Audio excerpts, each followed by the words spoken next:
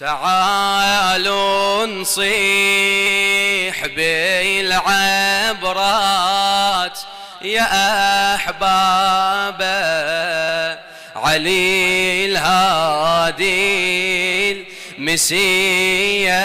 الموت دق باب يا شيعة خلوا اليوم نبكي له ونقصد يمنا عشوالي نوي نشيله ما تاخير علي مناخير نبي الليلة شي سيد خلته شيعة وضي غياب من برج الإمامة بمنتهى السدر طاح الكوكب العاشر على الغبرة كان عاشر ضلع كيسره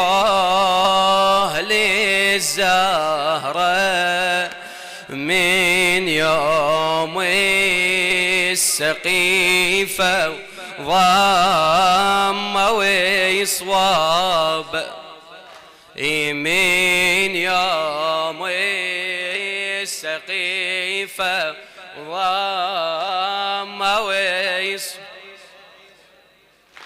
عصر كم نذيل نحكي خبر عنه شاف الشام مصيبة ودا هي منه بني العباس أظل يومي يلعنهم ولعنا الدق أساس الجور وأصحاب ولعنا الدق أساس الجور وأصحاب ومتوكلهم أظلمهم على الهادي ما شافت دهر مثل الذي عادي.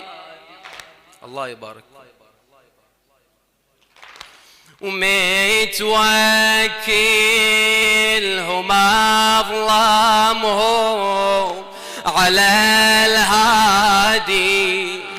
ما شاف